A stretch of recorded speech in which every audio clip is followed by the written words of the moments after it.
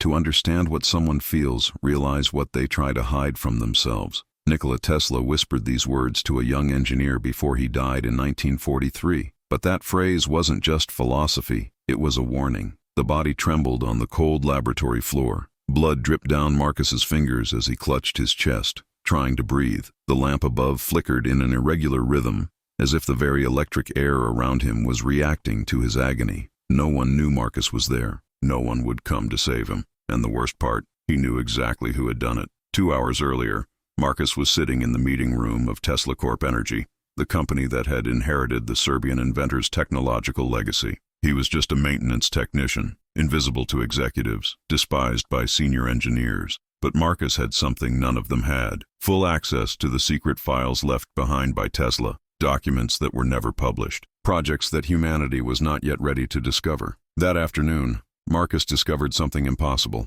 Inside an envelope sealed with red wax was a diagram. It was no ordinary circuit. It was a map of the human mind translated into electrical frequencies. Tesla had created a device capable of reading hidden emotions, feelings that people hid even from themselves. Fear disguised as courage, envy masked as admiration, love suffocated by pride. Marcus read the handwritten notes, written in Old Serbian. When you emit an emotional frequency, the magnetic field around you changes. Lying to others is easy. Lying to yourself creates an electrical distortion in the body. I was able to measure it. He felt a shiver run up his spine. Tesla was right. Marcus always felt that way. Ever since he was a child, he could tell when someone was lying, not through the words, but through something invisible emanating from them. A discomfort in the air, a wrong vibration. He thought it was intuition, but now he understood. It was physics. And then, Marcus made the fatal mistake. He told someone. Dr. Victor Hale was the director of research at Tesla Corp, a man in his 60s, gray hair perfectly combed, suit impeccable.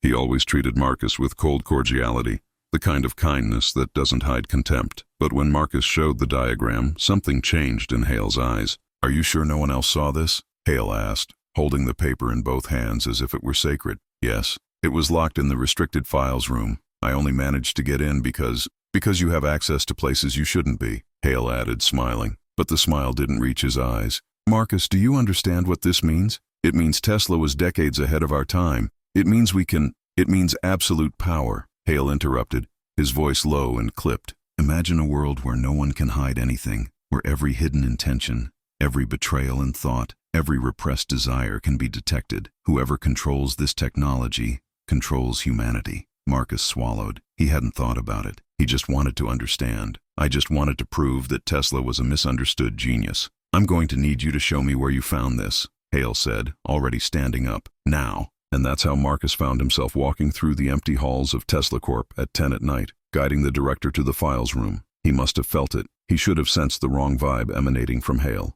But I was too excited, too blind. When they reached the secret laboratory at the back of the building, Hale locked the door behind them. "Marcus, do you know why Tesla died alone and poor?" Hale asked, slowly walking towards a bench full of old equipment. "Because no one believed him," Marcus replied, not understanding where this was going. "No." Hale picked up a heavy object, an old copper coil. "Because he refused to hand over his discoveries to those who could really use them. He preferred to die rather than see the world transformed." Marcus took a step back. Too late. The coil hit his skull with brutal force. He fell. Pain exploded in electrical waves throughout his body. Hale crouched down beside him, still holding the diagram. "You understand, don't you? I can't leave you alive. Because you saw it, and worse, you felt it. You were always too sensitive, Marcus. Tesla would choose you, but I can't allow that." Now, lying on the cold floor, Marcus could taste blood in his mouth. The vision blurred, but something strange happened. He started to feel it. Not pain. Don't despair. He felt Hale. As if an invisible electric current connected the two, Marcus realized everything the director was hiding from himself. The fear. The deep, corrosive fear of being irrelevant. To die without leaving a mark on the world. Hale didn't want power. He wanted to exist. And I was willing. I'm dying for this. Marcus closed his eyes. He took a deep breath, and he understood the truth that Tesla tried to teach. When you truly understand what someone hides from themselves, you hold the power to destroy them. And Marcus still had an ace up his sleeve. If you're feeling like this story will take you to places you never imagined, subscribe to the channel, because what comes next will change everything you thought you knew about Nikola Tesla. Marcus didn't die that night. When he opened his eyes again, he was in a white room, windowless walls, fluorescent light buzzing overhead. He tried to move, but his hands were strapped to a hospital gurney with leather straps. The smell of disinfectant burned his nostrils, throbbing pain in the skull. But he was alive. "Welcome back, Marcus." The voice came from the corner of the room. Dr. Victor Hale sat in a metal chair, wearing a white lab coat over his suit. He held a tablet, his eyes fixed on the screen as if he were reading something fascinating. Where am I?" Marcus forced the words through his dry throat. "In the Tesla Corp medical wing. Officially, you had an accident in the lab. Hit your head. Severe concussion. Luckily, I was around to save you." Hale smiled, but it was the smile of a predator examining its prey. "The truth? You're exactly where I need you to be." Marcus tugged on the straps, but they didn't budge. Panic began to rise in his chest. "You tried to kill me." "I tried," Hale admitted without any emotion in his voice. "But then I noticed something extraordinary. When I hit you, your vitals plummeted, but your brain patterns—" "Marcus, you had a spike in electrical activity in your frontal cortex. It's not normal, it's not human, and that's exactly when you looked me in the eye." Hale stood up, approaching the gurney. His fingers touched electrodes taped to Marcus's forehead. "You felt it, didn't you? You felt something coming from me, something I won't admit myself. Tesla was right. Some people are natural antennas, and you, Marcus, are one of them." Marcus closed his eyes. He tried to control his breathing, but it was true. He had felt it, and the more he concentrated, the more he realized. Hale wasn't just afraid of being irrelevant. There was something deeper, an old pain, a wound he hid from everyone, even from himself. "What do you want from me?" Marcus asked. Hale returned to his chair, crossing his legs with disturbing calm. "I want you to help me build Tesla's device. You have access to the files. You understand his language. And most importantly, you've already demonstrated that the technology works. You're living proof. I will never help you." Hale sighed, like a disappointed father with a stubborn son. "Marcus, you don't understand the magnitude of this. Imagine presidents, judges, world leaders, all unable to hide their true intentions. Lies detected before they are spoken. Corruption eliminated. Wars prevented. I can save the world. Or control him," Marcus replied, voice steady despite his fear. Hale was silent for a long moment. Then, something changed in his expression. The mask of cordiality cracked, and for the first time, Marcus saw who he really was. "My son died 3 years ago," Hale said, his voice suddenly hoarse. 17 years. He killed himself. He left a letter saying that he could no longer bear the pain of pretending he was okay, that he smiled every day while he was torn apart inside. And I never realized. I'm a scientist. I should have seen it. I should have felt it." Marcus felt a wave of compassion invade his chest, but he also felt the darker truth. Hale didn't want to save the world. He wanted to go back in time. He wanted a machine that would give him the chance to see what his son was hiding. "Do you think this technology will bring him back?" Marcus asked softly. Hale looked up, and for the first time they were damp. "No, but it might stop other people from losing what I lost. It might stop parents from burying children that no one knew were dying inside." For a moment, Marcus almost gave in. He almost believed Hale could use it for good, but then he felt it again, that wrong vibration, that hidden desire. Hale didn't just want to detect hidden emotions. He wanted to punish. I wanted to point fingers. He wanted to expose the whole world, because if he couldn't save his son, then no one deserved to hide anything. "You don't want to save people, Victor," Marcus said, looking straight into his eyes. "You want to make them suffer like you suffered." Hale's face hardened. The vulnerability disappeared like smoke. He stood up abruptly, putting away his tablet. "You have 24 hours to decide. Either help me voluntarily, or I'll take from you what I need." "What does that mean?" Hale stopped at the door. "It means that Tesla left more than just diagrams. He left protocols, ways to intensify sensitivity, ways to transform an ordinary person into a perfect receiver. But the process is not pleasant, and most don't survive." The door closed with a metallic click. Marcus was left alone in the white silence. He pulled the straps again, but it was useless. His mind raced. "I needed to get out of there. Precisava destruir aqueles arquivos antes que Hale colocasse as mãos neles." But then, something strange happened. He felt another presence, not in the room, not physically, but as if someone was watching from afar. An ancient presence, electrical, and strangely familiar. Marcus closed his eyes and concentrated, and for a brief second he heard, not with his ears, but with something deeper. "You still don't understand, Marcus. The device does not read emotions. He amplifies them. And when you amplify what someone hides from themselves, you don't reveal the truth. You create a monster." The voice was Tesla's. Impossible, but real. Marcus opened his eyes, his heart racing. He was not alone in this fight. Somehow, through time and physics he didn't yet understand, Tesla was trying to warn him. And Marcus finally understood the true danger. Hale wasn't the only one who wanted that technology, and what he would soon discover was that there were people willing to do anything to stop it from existing. People who were already inside Tesla Corp, people who watched everything, and one of them was coming to kill him for real. 3 hours later, the door to the White Room opened again, but it wasn't Hale. A woman entered, short, black hair, nurse uniform,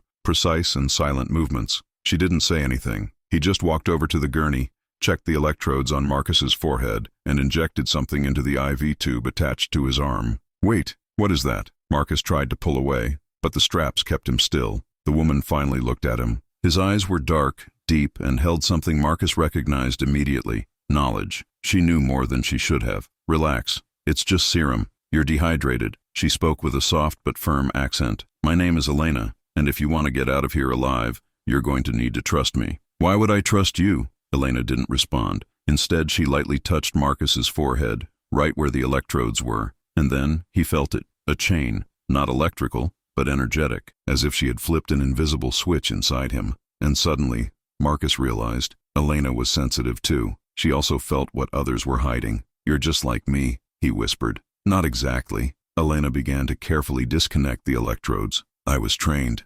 You are natural. Tesla called people like you primary drivers. Rare, dangerous, and extremely valuable. She released the leather straps. Marcus sat up slowly, his head still throbbing. Who are you really? Elena crossed her arms, analyzing him. I work for an organization that monitors lost technologies, things that should never have been created, things people like Hale can't have. Are you going to destroy Tesla's files? No, Elena shook her head. I'm going to stop him from using them, but I also need to make sure they don't fall into the wrong hands. And Marcus, there are far worse hands than Hale's. She held out a small device. It looked like an old-fashioned clock, but with exposed wires and a digital screen. Put this on. It will mask your brain signals. Hale tracks you through the electrodes. While you're wearing this, he'll think you're still unconscious here. Marcus took the device, his hands shaking. And where am I going? To the one place Hale would never think to look. Elena smiled for the first time, but it was a dark smile. To Tesla's laboratory, the real one, the one that no one knows exists. That's impossible. Tesla died in a hotel room. All records show, all records lie. Elena interrupted him. Tesla didn't die in that room. He disappeared, and before disappearing, he built one last laboratory, underneath Tesla Corp, literally below. Tunnels he personally dug in the 40s, and inside is everything, not just the emotional reading device, but the reason he never wanted anyone to use it. Marcus felt a shiver run down his spine. What did he discover? Elena hesitated, and for the first time, Marcus saw fear in her eyes. That when you really see what people hide from themselves, you can't live among them anymore. Tesla went crazy, Marcus. Ele via tanta escuridão nos outros que parou de sentir qualquer coisa. It has become empty. And you think I'll end up like this? I don't know. Elena held his arm firmly. But I know that if Hale activates this D device on a global scale, billions of people will be exposed. And those who can't deal with their own truth will destroy themselves. Como o filho de Hale fez. Marcus swallowed. Now everything made sense. Hale's son's suicide wasn't just depression. Foi excesso de consciência. It was seeing too much, feeling too much, until the weight of one's own soul became unbearable. I need to destroy everything then, Marcus said, more to himself than to Elena. No, ela soltou o braço dele. You need to learn to control. Tesla left more than just danger down there. He left the solution, a way to shield the mind, de sentir sem ser destruído. Mas só funciona se você for até lá, alone. Why alone? Elena walked to the door, checking the hallway. Because the laboratory responds only to primary conductors. I can't get in. Hale can't. But you, Marcus, you are the key. Tesla te escolheu antes mesmo de você nascer. Before Marcus could ask what this meant, an alarm sounded in the hallways. Red lights flashed. Voices shouted commands. Eles sabem, Helena murmurou, tensionando-se. Hale descobriu que eu te soltei. How? Porque ele não é idiota. Uma voz ecoou pelo interfone do quarto. Hale's voice, cool and controlled. Helena, eu sabia que você era uma espiã. I allowed you to stay here precisely for this reason, because I knew you would take Marcus to the secret laboratory, and now I will follow you too. Elena swore under her breath. She pulled Marcus by the arm. Run, now. They ran down the hall. Security guards appeared at the end of the hallway, but Elena pulled out a small gun, not a firearm, but something that emitted an electrical pulse, knocking the men down instantly. Do you have a Tesla gun? Marcus asked, panting. Of course. Do you think I would work here without protection? They went down emergency stairs. through locked doors that Elena hacked with quick codes until they reached an underground that Marcus had never seen. It was old. Brick walls, rusty metal pipes, dim lamps that barely illuminated the path. This way. Elena pushed open a heavy metal door. On the other side was a narrow tunnel carved into the living rock. Old electrical wires ran along the walls, and in the background, a pulsating blue light. When you go in there, you'll feel everything at once, Elena warned, her voice serious. Everything Tesla felt, all the darkness he carried. If you're not strong enough, you'll go crazy too. Marcus looked at the tunnel. He could feel it already, a massive presence, as if thousands of repressed emotions were waiting on the other side. Fear, anger, desperation, but also something more, a promise, an answer. What if I don't come back? Marcus asked. Elena held his face with both hands, and for the first time, he saw tears in her eyes. So Hale wins, and the world becomes a place where no one can hide anything anymore, not even from yourself. And that, Marcus, is worse than any war. She gently pushed him into the tunnel. Go, and remember what Tesla said. To understand what someone feels, understand what they try to hide. But to survive this, you need to hide from yourself enough so that you don't fall apart. Marcus took the first step into the tunnel. The blue light pulsed stronger. He looked back one last time, but Elena had already disappeared into the darkness. And then, he walked toward the heart of the mystery that Nikola Tesla had left behind. The tunnel ended at a circular metal door, engraved with electrical symbols that Marcus recognized from Tesla's diagrams, equations, frequencies, and in the center, a sentence in Serbian. Samo oni koji mogu osjetiti tamu, mogu vidjeti svjetlo. Only those who can feel the darkness can see the light. Marcus knocked on the door. It vibrated beneath his fingers, and then, slowly, it rotated on its own, opening with a deep metallic sound. On the other side, there was an entire laboratory preserved in time, benches full of Tesla coils, old radio tubes, copper wires intertwined like veins. But what dominated Marcus's attention was the center of the room, a metal chair surrounded by concentric copper rings, all connected to a generator that still hummed softly, powered by something he couldn't identify. And sitting on the chair, although impossible, was a figure, not exactly a body, but a projection, an electric presence in human form. Shaggy white hair, deep and intense eyes. Nikola Tesla, or what was left of him, was there. You took your time, the figure said, the voice echoing, as if it came from within Marcus's own mind. You're dead. Dead? Tesla laughed, but it was an empty laugh. Dying means stopping feeling. I never stopped. I transformed into pure frequency, bodiless emotion, conscience without flesh. And believe me, Marcus, it's hell. Marcus took a step back, our hearts racing. Did you do this to yourself? I had no choice. Tesla stood up from his chair, or at least his projection simulated that. When I first activated the device, I felt everything, every person around me, every lie, every hidden pain. It was like diving into an ocean of silent screams. And the more I felt, the more I understood. And the more I understood, the less human I could be. So you hid here. I preserved myself here. Tesla touched one of the coils, and it lit up with blue light. Because I knew that one day someone like you would come. Someone who could bear what I couldn't. Marcus shook his head. I can't take this. I'm already sorry. No. Tesla held Marcus's shoulders, and even though it was just energy, Marcus felt the touch. You'll end up better. Because I made a mistake. I tried to feel everything alone. But the solution was never to isolate yourself. The solution is to share the burden. Before Marcus could respond, an explosion rocked the laboratory. Dust fell from the ceiling. The circular door was ripped off its hinges, and Hale entered, followed by 4 armed guards. I knew it, Hale said, eyes fixed on Marcus. I knew you'd get him here, Tesla. Even dead, you can't help but show off. Tesla turned to Hale, his expression cold. Victor, still pretending to do this for your son? Hale got stuck, his jaw clenched. Don't pretend you know me. I know everyone, Victor. I felt you before you even joined Tesla Corp. I know what you really hide. Tesla slowly walked towards him. You don't want to save other people from losing their children. You want to prove it wasn't your fault. You want to use this technology to dig into the past and find someone, anyone to blame, but yourself. Hale screamed and fired a gun, but the bullet went straight through Tesla's projection. He roared in frustration. Activate the device, Marcus. Now! Marcus closed his eyes and felt it. He felt Hale's desperation, the crushing guilt he hid behind rational justifications. He felt the exact moment Hale ignored his son's signals, the silent pleas for help disguised as jokes, the unanswered text messages, dinner canceled because work was more important. And then Marcus understood the devastating truth. Hale didn't want this technology to help others.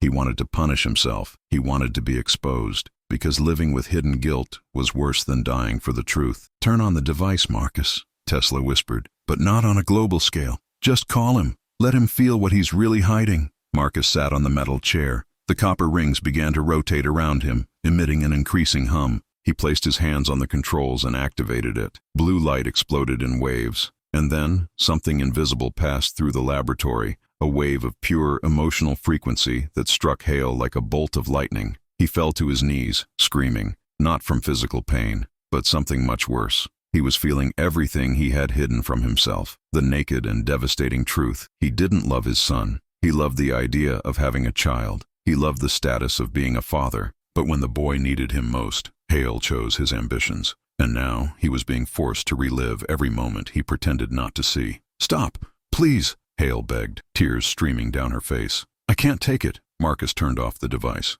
Silence. Hale lay prostrate on the floor, sobbing. Elena appeared at the entrance, gun in hand, but lowered it when she saw that the fight was already over. Marcus got off the chair and knelt beside Hale. "You don't have to carry this alone, Victor," Marcus said, his voice soft. "Tesla was wrong. Feeling everything doesn't make you powerful. Sharing the burden is what saves you." Hale looked at him, eyes red and broken. "I killed my son. I didn't pay attention." "I know, and now you have two choices. Use that guilt to destroy the world, or use it to help parents not make the same mistake." Hale closed his eyes, shaking, and for the first time in 3 years, he stopped lying to himself. "I want to help," he whispered. Tesla watched from afar, the projection beginning to falter. "You did it, Marcus. You did what I could never do. You turned the darkness into light." And then Tesla's figure began to disappear. "Wait," Marcus shouted. "What do I do with the files?" Tesla's voice echoed one last time, already weak. "You decide, because now you're the guardian." And then he was gone. 6 months later, Marcus was sitting in a quiet cafe in a small town, far from Tesla Corp. He observed the people around him, a mother talking to her daughter, a couple arguing quietly, a man alone, looking out the window with a lost expression, and Marcus felt it. But now, and different, he no longer drowned in other people's emotions. He had learned to filter, feeling without being consumed. Elena appeared at the door of the cafe wearing civilian clothes. She smiled when she saw him and sat down at the front. "You look fine." "I'm better," Marcus replied. "I still do, but I've learned not to let it destroy me." Elena pushed an envelope across the table. "Hale sent this to you." Marcus opened it. Inside was a photo showing Hale in an auditorium, surrounded by parents and teenagers. The letter said, "Marcus, I created a suicide prevention program. We've saved 17 lives in the last 3 months. Thank you for showing me that guilt can rebuild me. Victor." Marcus folded the letter, his eyes moist. He found a way. "And you?" Elena asked. "What are you going to do with the files?" Marcus took a deep breath. "I will keep them. Humanity is not ready." Elena nodded. "What about the device?" Marcus pulled something out of his pocket. It was a small piece of metal, engraved with Tesla's symbols. "I took it apart, but I kept the parts." Elena held his hand on the table. "You know there are still people looking for you, right?" "I know." Marcus squeezed her hand back. "But now I know what they hide from themselves, and that makes me invisible." Marcus stood up. Tesla spent his life trying to light up the world, but in the end, he realized that the most important light comes from within. They left the cafe together. The afternoon sun illuminated the streets, and for the first time, Marcus felt peace, because he finally understood. To understand what someone feels, realize what they try to hide from themselves, but to live with that knowledge, you need to forgive yourself for what you hide too. Elena touched his shoulder. "Ready to disappear again?" Marcus smiled. "Always." And they walked away, disappearing into the crowd. Two people who chose to use their knowledge to protect, not control. Because in the end, true power is not in seeing everything. It's knowing when to close your eyes. If this story made you feel something you didn't know you were hiding, subscribe to the channel. Maybe you'll be the next person Tesla chooses. Until the next frequency.